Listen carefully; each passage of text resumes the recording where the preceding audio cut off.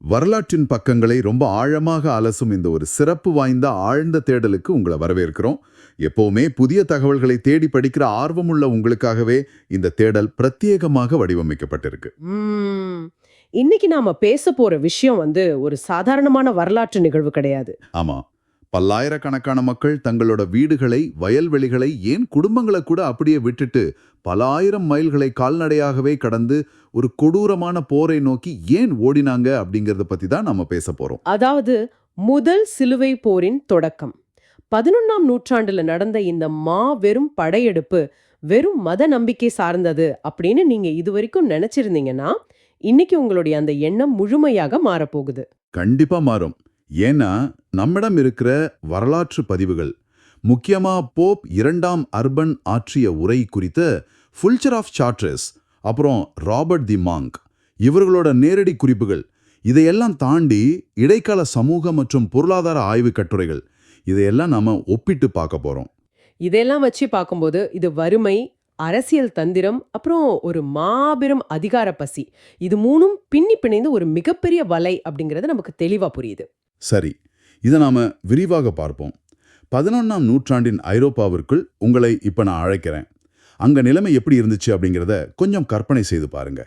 இப்போ அந்த காலகட்டத்தோட உலக வரைபடத்தை உங்க மனக்கண்ணில நிறுத்திக்கோங்க. 11ஆம் நூற்றாண்டுல ஐரோப்பாவும் மத்திய கிழக்கும் ஒரு கொதிக்கும் எரிமலை மாதிரி இருந்துச்சு. குறிப்பா சொல்லணும்னா 1701ஆம் ஆண்டு நடந்த அந்த மான்சிகல்ட் போர், அதை பத்தி நம்ம முதல்ல பேசியாகணும். சரியா சொன்னீங்க. பைசன்டைன் பேரரசு அப்படிங்கிறது அந்த பகுதியோட மிகப்பெரிய அசைக்க முடியாத ஒரு சக்தியாக இருந்துச்சு. ஆனா புதிதாக இஸ்லாம் மதத்திற்கு மாறியிருந்த செல்ஜுக் துருக்கியர்கள் அப்படிங்கிற நாடோடி போர் வீரர்கள் மான்சிகாட் அப்படிங்கிற இடத்துல பைசன்டைன் படைய முழுமையாக தோற்கடிச்சாங்க. பைசன்டைன் பேரரசர் ரோமனோ சிறைப்பிடிக்கப்பட்டார் இல்லையா? ஆமா, இது ஐரோப்பா முழுவதுமே ஒரு மிகப்பெரிய அதிர்வலையை ஏற்படுத்துச்சு. பல நூற்றாண்டுகளாக தங்களை பாதுகாத்து வந்த ஒரு மாபெரும் சுவர் திடீர்னு இடிந்து விழுந்தது போல அவங்க உணர்ந்தாங்க. அந்த அதிர்ச்சியிலிருந்து பைசன்டைன் பேரரசு மீளவே இல்லை அப்படின்னு தான் சொல்லணும். துருக்கியர்கள் கொஞ்சம் கொஞ்சமாக முன்னேறி பைசன்டைன் பேரரசின் தலைநகரான கான்ஸ்டான்டினோபிளுக்கு மிக அருகிலே வந்துட்டாங்க. உதவி கேட்டு தூதர்களை அனுப்புறார். ஆனா அலெக்சியோஸ் கேட்டது ஒரு மிகச் சாதாரணமான உதவிதான். தன்னுடைய ராணுவத்தை கொஞ்சம் வலுப்படுத்த மேற்கு ஐரோப்பாவிலிருந்து கூலிப்படை வீரர்களை, அதாவது மர்சனரிஸ், அவங்கள தனக்கு அனுப்பி வைக்கும்படி அவர் போப்பிடம் கோரிக்கை வச்சார். ஆனா போப் அர்பன் இதை எப்படி சுழட்டி அடுத்தார் அப்படிங்கறது தான் வரலாற்றுல ஒரு மிகப்பெரிய திருப்பு முனை. இந்த இடத்துல நாம பெரிய கோணத்துல பார்க்க வேண்டியது ஒண்ணு இருக்கு. அது என்ன கோணம்? அலெக்சியோஸோட அந்த சாதாரண கோரிக்கைக்குள் ஒளிந்திருந்த ஒரு மாபெரும் அரசியல் வாய்ப்பை போப் அர்பன் மிக தெளிவாக பார்த்துட்டார். 1054ஆம் ஆண்டுல நடந்த பெரிய பிளவு, அதாவது கிரேட் ஸ்கிசம், அதை நீங்க நினைவு கூற கூடும். ஓ, அந்த அதிகார போட்டி கிறிஸ்துவ திருச்சபையானது ரோமன் கத்தோலிக்கம், கிழக்கு ஆர்த்தடாக்ஸ் அப்படின்னு இரண்டாக உடைந்திருந்த நேரம் அது. அதேதான். ரோம்ல இருக்கிற போப்போட கட்டுப்பாட்டை கிழக்கு திருச்சபை ஏற்க மறுத்துடுச்சு. இப்ப கிழக்கு திருச்சபையின் கட்டுப்பாட்டுல இருக்கிற அலெக்சியோஸ் தன்னிடம் உதவி கேட்க வரும்போது அர்பனோட மூளையில ஒரு மிகப்பெரிய திட்டம் உருவாகுது. வெறும் ஒரு சின்ன கூலிப்படையை அனுப்புவதற்கு பதிலாக ஒட்டுமொத்த மேற்கு ஐரோப்பாவையும் ஒன்று திரட்டி ஒரு மாபெரும் படையை அனுப்புனா என்ன அப்படின்னு அவர் சிந்திக்க தொடங்குறார். ஆமா, இதன் மூலமாக கிழக்கத்திய திருச்சபையை மீண்டும் தன்னுடைய அதிகாரத்தின் கீழ் கொண்டு வந்து விடலாம் அப்படிங்கறதா அவருடைய மாபெரும் கணக்கு. ஆக அடிப்படையில் இது மதத்தை காப்பாற்றுவதற்கான போர் அப்படிங்கறத விட தன்னுடைய தனிப்பட்ட அதிகாரத்தை விரிவுபடுத்துவதற்கான ஒரு மிகச்சிறந்த அரசியல் காய் நகர்த்தலாகவே அர்பனுக்கு தெரிஞ்சிருக்கு. 100க்கு 100 உண்மை. ஆனா ஒரு மனிதர் சொன்னார் அப்படிங்கறக்காக லட்சக்கணக்கான மக்கள் தங்களோட உயிரை பணைய வச்சு போர்த்தி கிளம்ப மாட்டாங்க இல்லையா? அப்ப ஐரோப்பாவில் மக்கள் வாழ்ந்த சூழ்நிலையும் அவங்களை இப்படி ஒரு முடிவை எடுத்து தூண்டி இருக்கு. கண்டிப்பா. நம்முடைய அந்த சமூக மற்றும் பொருளாதார ஆய்வு கட்டுரைகளை சற்று புரட்டி பார்த்தோம்னா, 1093 முதல் 1095 வரையிலான காலகட்டத்துல பிரான்ஸ் மற்றும் ஐரோப்பாவின் பல பகுதிகளில் நிலவிய பஞ்சத்தை படிக்கும் போதே நமக்கு குலை நடுங்குகிறது. தொடர்ச்சியான வறட்சி, விவசாயம் முழுமையா பொய்த்து போய் மக்கள் பசியால கொத்து கொத்தாக இறந்து கொண்டிருந்தாங்க. பசி ஒரு புறம் அப்படின்னா, எர்கோடிசம் அப்படிங்கிற ஒரு கொடூரமான நோயின் பிடியில மக்கள் சிக்கி தவிச்சாங்க. எர்கோடிசம், இத பத்தி நம்ம கொஞ்சம் விளக்கமா சொல்லணும். மழையும் ஈரப்பதமும் நிறைந்த காலகட்டத்துல கம்பு போன்ற தானியங்கள்ல எர்கோட் அப்படிங்கிற ஒரு வகை பூஞ்சை உருவாகும். ஆமா, பசியால் வாடிய மக்கள் வேறு வழியே இல்லாம அந்த நச்சுப்பூஞ்சை படிந்த தானியங்களை உணவாக உட்கொண்டாங்க. இந்த எர்கோட்டிசம் நோயோட அறிகுறிகள் மிகவும் பயங்கரமானவை. இத ஒரு வகையான கடுமையான எல்எஸ்டி போதையோடு ஒப்பிடலாம் அப்படின்னு ஆய்வுகள் சொல்லுது. சரியா சொன்னீங்க. இத சாப்பிட்டவங்களுக்கு கடுமையான மாயத் தோற்றங்கள், அதாவது ஹாலுசினேஷன்ஸ் ஏற்படும். தங்கள் உடலையே நெருப்பு சுடுவது போல அவங்க அலறுவாங்க. இத புனித அந்தோனியாரின் நெருப்பு அப்படின்னு அவங்க அழைச்சாங்க. பசியால் வாடும் மக்கள் நச்சு தானியங்களை சாப்பிட்டு விட்டு தங்களை சுற்றி பேய்களும் பிசாசுகளும் நடமாடுவதாக பிதற்றிக் கொண்டு திரிந்தாங்க. இந்த சூழ்நிலையில வாழும் ஒரு சமூகத்தோட மனநிலையை நீங்க சற்று கற்பனை செய்து பாருங்க. தாங்கள் செய்த ஏதோ ஒரு பெரும் பாவத்திற்காக தான் கடவுள் தங்களை இப்படி தண்டிப்பதாகவே அவங்க ஆழமாக நம்புனாங்க. ஒரு குற்ற உணர்ச்சி அவங்கள வாட்டி வதைச்சது. ஒரு பக்கம் பஞ்சம், மறுபக்கம் புரியாத கொடிய நோய் மக்களின் வாழ்க்கை நரகமாகி கொண்டிருந்த அதே வேளையில ஐரோப்பிய சமூகத்தின் மேல் மட்டத்திலும் ஒரு மிகப்பெரிய நெருக்கடி நிலவியது. அதத்தான் வரலாற்றாளர்கள் அதிகார நெருக்கடி, அதாவது கிரைசிஸ் ஆஃப் லார்ட்ஷிப் அப்படின்னு குறிப்பிடுறாங்க. அதாவது பிரான்ஸ் போன்ற பகுதிகளில் மூத்த மகனுக்கு மட்டுமே சொத்து அப்படிங்கிற ஒரு புதிய சட்டம், பிரைமோஜெனிச்சர், அது தீவிரமாக பின்பற்றப்பட்டது. இதனால பிரபுக்களின் குடும்பங்கள்ல பிறக்கும் இளைய மகன்களுக்கு நிலமோ சொத்தோ கிடைக்கவே இல்லை. ஆனா அவங்க சிறு வயதிலிருந்தே ஆயுத பயிற்சி பெற்ற போர் வீரர்களாக வளர்க்கப்பட்டவர்கள். கையில ஆயுதம் இருக்கு, ஆனா ஆட்சி செய்ய நிலம் இல்ல, வருமானம் இல்ல அப்படிங்கிற நிலை வரும்போது என்ன நடக்கும்? தங்களுக்குள்ளேயே அடித்துக்கொள்ள தொடங்கினாங்க. உள்ளூர் விவசாயிகளின் நிலங்களை ஆக்கிரமிப்பது, கொள்ளை அடிப்பது அப்படின்னு ஐரோப்பியாவிற்குள்ளே ஒரு மிகப்பெரிய வன்முறை வெறியாட்டம் நடந்து கொண்டிருந்தது. இது அமைதியை நிலைநாட்ட வேண்டிய தேவாலயத்திற்கு மிகப்பெரிய தலைவலியாக மாறியது. இந்த வன்முறையை கட்டுப்படுத்த தேவாலயம் கடவுளின் அமைதி மற்றும் கடவுளின் போர் நிறுத்தம் அப்படிங்கிற சட்டங்களை கொண்டு வந்தது. அதாவது குறிப்பிட்ட நாட்கள்ல குறிப்பிட்ட இடங்கள்ல யாரும் ஆயுதம் ஏந்தக்கூடாது அப்படின்னு கட்டுப்பாடுகளை விதிச்சாங்க. ஆனா கையில வாளோட அலையும் அந்த இளைஞர்களை வெறும் சட்டங்களால் மட்டுமே கட்டி போட்டு விட முடியாது அப்படிங்கிறது போப் அர்பனுக்கு நன்றாக தெரியும். அப்ப உள்ளூரில் இருக்கிற இந்த ஆபத்தான சக்தியை, இந்த வன்முறை ஆற்றலை அப்படியே மடைமாற்றி வெளியில் உள்ள ஒரு பொதுவான எதிரியை நோக்கி திருப்பினால் என்ன அப்படிங்கிற எண்ணம் அவருக்கு தோன்றுது. அந்த பொதுவான எதிரியாகத்தான் அவர் செல்ஜுக் துருக்கியர்களை முன்னிறுத்தினார். இது கேட்பதற்கே மிகவும் விசித்திரமா இருக்கு. அதாவது உங்களுக்குள் நீங்கள் அடித்துக்கொள்வது பாவம், அதனால நீங்க அனைவரும் ஒன்று சேர்ந்து பல ஆயிரம் மைல்கள் கடந்து சென்று வேறொரு நாட்டவர்களை வெட்டிக் கொள்ளுங்கள், அது புண்ணியம் அப்படின்னு தேவாலயம் ஒரு தீர்வை முன்வைக்கிறது. ஆமா, அமைதியை நிலைநாட்ட கொலைகளை செய்ய சொல்வது எப்பேற்பட்ட ஒரு முரண்பாடு பாருங்க. ஆனா இந்த திட்டத்தை மக்களிடம் கொண்டு சேர்க்க அவங்களுக்கு உணர்ச்சி பூர்வமான ஒரு இலக்கு தேவைப்பட்டது. அந்த இலக்காகத்தான் எருசலேம் தேர்ந்தெடுக்கப்பட்டது. உலகின் வேறு எந்த பகுதியும் விட எருசலேம் என்ற ஒற்றை நகரத்தின் மீது ஐரோப்பியர்களுக்கு அவ்வளோ வெறியே இருந்துச்சு. எருசலேம் அவங்க வெறும் ஒரு நகரமா பார்க்கவே இல்ல. அது உலகத்தோட தொப்புள் கொடி, பூமியின் மையம் அப்படின்னு அவங்க நம்புனாங்க. பல நூற்றாண்டுகளாக கிறிஸ்தவர்கள், யூதர்கள், இஸ்லாமியர்கள் என அனைவருமே அங்கு புனித பயணங்களை மேற்கொண்டு வந்தாங்க. ஆனா 1900ஆம் ஆண்டுல ஃபாத்திமிட் வம்சத்தை சேர்ந்த கலீஃபா அல் ஹக்கீம் என்பவர் எருசலேமில் இருந்த புனித கல்லறை தேவாலயத்தை இடித்து தள்ளினார். இயேசு கிறிஸ்துவ அடக்கம் செய்யப்பட்டதாக நம்பப்படும் அந்த புனித இடம் அழிக்கப்பட்ட செய்தி ஐரோப்பியர்களுக்கு பேரிடியாக அமைந்தது. பின்னர் அந்த தேவாலயம் மீண்டும் கட்டப்பட்டாலும் அந்த வடு அவங்க மனதை விட்டு அகலவே இல்லை.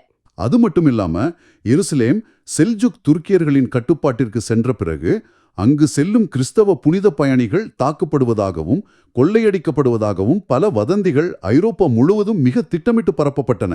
இங்கதான் விஷயம் மிகவும் சுவாரஸ்யமாகிறது. வரலாற்று அறிஞர்கள் இதை குறிக்க ஒரு முக்கியமான கோட்பாட்டை பயன்படுத்துறாங்க. பற்றாக்குறையான புனித இடம், அதாவது ஸ்கேரிஸ் சாக்ரெட் ஸ்பேஸ். அப்படின்னா கடவுளை அடைவதற்கு ஒரே ஒரு குறிப்பிட்ட இடத்தில்தான் முக்தி கிடைக்கும் அப்படின்னு மக்களின் மனதை மூளைச்சிலவை செய்வது. சரியா சொன்னீங்க. எருசலேமே தவிர வேறு எங்கும் உங்களுக்கு மீட்பு இல்லை அப்படிங்கிற எண்ணத்தை விதைப்பதன் மூலமா அந்த நிலத்தோட மதிப்பை பன்மடங்கு உயர்த்துவது. இப்படிப்பட்ட ஒரு கொந்தளிப்பான மனநிலையில் இருந்த மக்களை ஒரு தீக்குச்சியை உரசி பற்ற வைப்பது போல செயல்பட்டதுதான் 1995ஆம் ஆண்டு நடந்த இந்த கிளர்மோண்ட் மாநாடு. பிரான்சின் கிளர்மோண்ட் நகர்ல நவம்பர் 27ஆம் தேதி ஒரு மாபெரும் திறந்த வெளியில ஆயிரக்கணக்கான மக்கள் கூடியிருந்தாங்க. அந்த உறைபனி கொட்டும் குளிர்ல போப் 2ஆம் அர்பன் ஒரு மேடையின் மீது ஏறி நின்று தன்னுடைய அந்த வரலாற்று சிறப்புமிக்க உரையை தொடங்குறார். அந்த உரையின் நேரடி ஒளிப்பதிவுகள் எதுவும் நம்மிடம் இல்லை என்றாலும் அங்கு நேரில் இருந்த ஃபுல்ச்சர் ஆஃப் சாட்ரஸ், அப்புறம் ராபர்ட் தி மாங்க், இவங்களோட குறிப்புகள் அந்த தருணத்தை நம் கண்முன் கொண்டு வருகின்றன. ராபர்ட் தி மாங்கின் குறிப்புகளை படிக்கும்போது போப் அர்பனின் மிகச்சிறந்த மேடை பேச்சாற்றல் நமக்கு வெளிப்படுது. அவர் கிழக்கு ரோமானிய பேரரசை பற்றி கவலைப்படவே இல்லை. மாறாக கிழக்கே உள்ள தேவாலயங்கள் குதிரை லாயங்களாக மாற்றப்பட்டிருப்பதாகவும் கிறிஸ்துவர்கள் கொடூரமாக சித்திரவதை செய்யப்படுவதாகவும் அவர் மிகவும் உணர்ச்சிகரமாக பேசினார். வதந்திகளை பயன்படுத்தி மக்களின் கோபத்தை நன்கு தூண்டினார். அதே சமயம் எருசலேமை பாலும் தேனும் ஓடும் பூமி அப்படின்னும் ஐரோப்பாவை போல வறட்சியோ பஞ்சமோ இல்லாத ஸ்வர்க்கம் அப்படின்னு அவர் வர்ணித்தார். பசியிலும் நோயிலும் செத்துக் கொண்டிருந்த அந்த விவசாயிகளுக்கும் நிலமில்லாமல் தவித்த போர்வீரர்களுக்கும் எருசலேம் ஒரு புதிய வாழ்க்கையாக தெரிந்தது. அது மட்டும் இல்லாம அவர் கடைசியாக வீசிய அந்த மிகப்பெரிய பிரம்மாஸ்திரம் ஒன்னு இருக்கு. அந்த பாவ மன்னிப்பு சலுகை. ஆமா, போரில் கலந்து கொள்ளும் அனைவருக்கும் முழுமையான பாவ விமோச்சனம், அதாவது பிளினரி இன்டெலிஜென்ஸ் கிடைக்கும் அப்படின்னு அவர் அறிவித்தார். இதை நீங்க கொஞ்சம் ஆழமாக புரிந்து கொள்ளணும். அந்த காலத்துல மக்கள் நரகத்தை பற்றியும் பாவங்களை பற்றியும் அளவுக்கு அதிகமாக பயந்தாங்க. தாங்கள் செய்யும் ஒவ்வொரு தவறுக்கும் நரக நெருப்பில் வேக வேண்டும் அப்படின்னு அவங்க நம்புனாங்க. இப்ப போப் சொல்றார், நீங்கள் இந்த சிறுவை போரில் கலந்து கொண்டால் நீங்கள் இதுவரை செய்த கொலை கொள்ளை என அத்தனை பாவங்களும் முழுமையாக மன்னிக்கப்படும் அப்படின்னு. நீங்கள் நேராக ஸ்வர்க்கத்திற்கு செல்வீர்கள் அப்படின்னு ஒரு உத்தரவாதத்தை கொடுக்கிறார். ஒரு புறம் பொருளாதார வறுமையிலிருந்து தப்பிக்க பாலும் தேனும் ஓடும் புதிய நிலம், மறுபுறம் நரக பயத்திலிருந்து தப்பிக்க கடவுளின் நேரடி பாஸ்போர்ட். இந்த இரண்டு ஆசைகளையும் போப் தூண்டியவுடன் அந்த கூட்டத்தில் இருந்த மக்கள் அனைவருமே உணர்ச்சி வசப்பட்டு அழுதபடியே டியூஸ் வால்ட், அதாவது கடவுளின் சித்தம் அப்படின்னு விண்ணதிர முழங்கிய காட்சி உண்மையிலே சிலிர்க்க வைக்கும் ஒன்றுதான். அந்த முழக்கம் கிளேர்மாண்ட் மைதானத்தோடு நின்றுவிடவில்லை. அது யூரோப்பா முழுவதும் ஒரு காட்டுத்தீ போல பரவியது. ஆனா இங்குதான் வரலாற்றின் ஒரு மிகப்பெரிய எதிர்பாராத திருப்பம் நிகழ்கிறது. என்னன்னா, போப் அர்பன் தன்னுடைய உரைய யாருக்காக வடிவமைத்தார் அப்படின்னா, ஐரோப்பாவில் உள்ள பிரபுக்களுக்காகவும் பயிற்சி பெற்ற போர் வீரர்களுக்காகவும் தான். அவங்க தங்களின் குதிரைகள், ஆயுதங்கள், தளவாடங்களோடு ஒரு முறையான இராணுவ படையாக செல்ல வேண்டும் அப்படிங்கறதான் அவருடைய திட்டம். ஆனா அந்த செய்தி சாதாரண மக்களை சென்றடைந்த விதம் முற்றிலும் வேறானது. பீட்டர் தி ஹெர்மிட் அப்படிங்கிற ஒரு விசித்திரமான துறவி ஒரு கழுதையின் மீது ஏறிக்கொண்டு ஐரோப்பாவின் கிராமம் கிராமமாக சென்று போப் அர்பனின் செய்தியை தன்னுடைய பாணியில் பிரசாரம் செய்ய தொடங்குகிறார். பீட்டர் தி ஹெர்மிட்டை பற்றிய வர்ணனைகள் மிகவும் சுவாரஸ்யமானவை. அவர் எப்போதுமே குளிக்க மாட்டாராம், மீன் மட்டுமே சாப்பிடுவாராம், எப்போதும் ஒரு கந்தல் ஆடையை அணிந்து கொண்டு கழுதையின் மேல் ஊரூராக செல்வாராம். அவர் பேசுவதை கேட்கவே ஆயிரக்கணக்கான சாதாரண மக்கள் கூடினாங்க. அவருடைய பேச்சில் இருந்த காந்த சக்தி விவசாயிகளையும் செருப்பு தைப்பவர்களையும் சாதாரண பெண்களையும் கூட ஆயுதம் ஏந்த செய்தது. எந்தவிதமான இராணுவ பயிற்சியோ போர் வியூகங்களோ ஏன் போதுமான உணவோ கூட இல்லாம சுமார் 40,000 சாதாரண மக்கள் தங்கள் கைகளில் கிடைத்த அரிவாள், கத்தி, ஈட்டி போன்றவற்றை கையில் எடுத்துக்கொண்டு எருசலேமை நோக்கி நடக்கத் தொடங்கினாங்க. இதையே வரலாறு மக்களின் சிலுவை போர், அதாவது பீப்பிள்ஸ் க்ரூசேட் அப்படின்னு அழைக்கிறது. ஏன் இந்த சாதாரண மக்கள் இவ்வளவு பெரிய ஆபத்தை எதிர்கொள்ள துணிந்தார்கள் அப்படின்னு நீங்க எப்பவாவது யோசிச்சிருக்கீங்களா? அதுக்கு ஒரு உளவியல் ரீதியான காரணமும் இருக்கு இல்லையா? அத மிலேனியனிசம் அல்லது உலக முடிவு பற்றிய நம்பிக்கை அப்படின்னு சொல்லலாம். ஆமா, 11ஆம் நூற்றாண்டின் இறுதியில பல விசித்திரமான வானியல் நிகழ்வுகள் நடந்துச்சு. வால் நட்சத்திரங்கள் வானில் தோன்றுச்சு, தொடர்ச்சியாக விண்கற்கள் விழுந்துச்சு, அப்புறம் சூரிய கிரகணங்கள் ஏற்பட்டது. இதையெல்லாம் பார்த்த சாதாரண மக்கள் பைபிளில் சொல்லப்பட்டிருக்கும் உலகத்தின் முடிவு நெருங்கிவிட்டது அப்படின்னு நம்பினாங்க. அசுத்தமானவர்களின் கைகளில் இருந்து எருசலேமை மீட்டால் இயேசு கிறிஸ்து மீண்டும் பூமிக்கு வருவார் அப்படின்னும், தங்களுடைய துன்பங்கள் எல்லாம் நிரந்தரமாக முடிவுக்கு வரும் அப்படின்னும் அவங்க ஆழமாக நம்பினாங்க. இந்த அதீத நம்பிக்கையால தான் 3000 மைல்கள் நடந்தே செல்ல முடியும் அப்படின்னு அந்த பாமர மக்கள் முடிவெடுத்தாங்க. ஆனா யதார்த்தம் மிகவும் கொடூரமானது. போதிய உணவில்லாமல் வழியில் உள்ள ஊர்களை கொள்ளையடித்து பசியிலும் தாகத்திலும் பல 1000 பேர் வழியிலேயே சுருண்டு விழுந்து இறந்து போனாங்க. ஒரு வழியாக 1096ஆம் ஆண்டின் மத்தியில இந்த பாமர மக்களின் படை அனட்டோலியா பகுதியை, அதாவது இன்றைய துருக்கியை சென்றடைந்தது. அங்கு அவங்களுக்காக காத்திருந்தது செல்ஜூக் துருக்கியர்களின் நன்கு பயிற்சி பெற்ற இராணுவம். எந்தவித போர் அனுபவமும் இல்லாத பசியால் தளர்ந்து போயிருந்த இந்த சாதாரண மக்களை துருக்கியர்களின் படை ஈவிரக்கமின்றி வேட்டையாடியது. பல்லாயிரக்கணக்கான மக்கள் கொடூரமாக கொல்லப்பட்டாங்க, பலர் அடிமைகளாக விற்கப்பட்டாங்க. போப் அர்பன் ஏற்றி வைத்த நெருப்பு முதலில் இந்த அப்பாவி மக்களைத்தான் பலி கொண்டது. இது மிகவும் துயரமான ஒரு அத்தியாயம். இந்த மக்களின் படையின் வீழ்ச்சி ஒரு பேரழிவாக இருந்தாலும் இது ஐரோப்பியர்களை மேலும் உசுப்பேற்றியது. இந்த சம்பவம் நடந்து சில மாதங்களிலேயே பயிற்சி பெற்ற போர் வீரர்கள் மற்றும் பிரபுக்கள் அடங்கிய உண்மையான முதல் சிலுவை படை, அதாவது பிரின்சஸ் குரூசேட் புறப்பட்டது. அவங்க பல மாதங்கள் போரிட்டு தகிக்கும் பாலைவனங்களையும் பசியையும் தாண்டி கோட்டைகளை முற்றுகையிட்டு இறுதியாக 1099ஆம் ஆண்டு எருசலேமை கைப்பற்றினாங்க. அது வேறொரு பெரிய இரத்தக்களரி வரலாறு. ஆனா அந்த மாபெரும் நிகழ்வுக்கு வித்திட்டது 1095இல் நிலவிய அந்த சமூக, பொருளாதார மற்றும் அரசியல் சூழல்கள்தான். கண்டிப்பா. பஞ்சத்தால் விரக்தியடைந்த மக்கள், அதிகாரத்திற்காக போராடும் தலைவர்கள் மற்றும் மதத்தின் பெயரால் பரப்பப்பட்ட உணர்ச்சிகரமான செய்திகள், இவை மூன்றும் சங்கமித்த ஒரு புள்ளிதான் முதல் சிலுவைப் போரின் தொடக்கம். இந்த ஆழ்ந்த தேடலின் இறுதியில நாம நிற்கிறோம். இந்த முழு வரலாற்றிலிருந்தும் நீங்க தெரிந்து கொள்ள வேண்டிய மிக முக்கியமான பாடம் என்ன? இது வெறும் கிறிஸ்தவர்களுக்கும் இஸ்லாமியர்களுக்கும் இடையிலான முரண்பாடு மட்டுமல்ல. ஆமா, அரசியல் தலைவர்கள் தங்களுடைய உள்நாட்டு பிரச்சனைகளை மறைக்கவும் தங்கள் அதிகாரத்தை விரிவுபடுத்தவும் எப்படி ஒரு கற்பனையான வெளி எதிரியை உருவாக்குறாங்க அப்படிங்கிறதுக்கு இது மிகச்சிறந்த உதாரணம். பசியிலும் விரக்தியிலும் தவிக்கும் ஒரு சமூகத்தை ஒரு உணர்ச்சிகரமான முழக்கத்தின் மூலமாகவோ அல்லது சொர்க்கத்தின் ஆசையை காட்டியோ எப்படி எளிதாக மூளைச்சலவை செய்து மரணக்குழியில் தள்ள முடியும் அப்படிங்கிறத இந்த முதல் சிலுவை போர் நமக்கு காட்டுது. மனிதர்களின் அச்சத்தையும் பாதுகாப்பின்மையையும் மூலதனமாக வச்சு விளையாடும் இந்த அரசியல் தந்திரம் 11ஆம் நூற்றாண்டோடு முடிந்துவிடவில்லை. இன்றும் நம் சமூகத்தில் வெவ்வேறு வடிவங்களில் இது நடந்து கொண்டுதான் இருக்கு. அன்றைக்கு கிளர்மாண்ட் மாநாட்டில் ஒரு மனிதர் பேசிய வார்த்தைகள் எந்த ஒரு தகவல் தொழில்நுட்பமும் இல்லாத காலகட்டத்துல பல்லாயிரக்கணக்கான மக்களை தங்கள் வீடுகளை விட்டு வெளியேறச் செய்தது. அதுதான் நம்ம முக்கியமா கவனிக்க வேண்டியது. அந்த சிந்தனையோடு தான் நாம விடைபெறப் போறோம். இதை கொஞ்சம் ஆழமாக சிந்தித்து பாருங்க.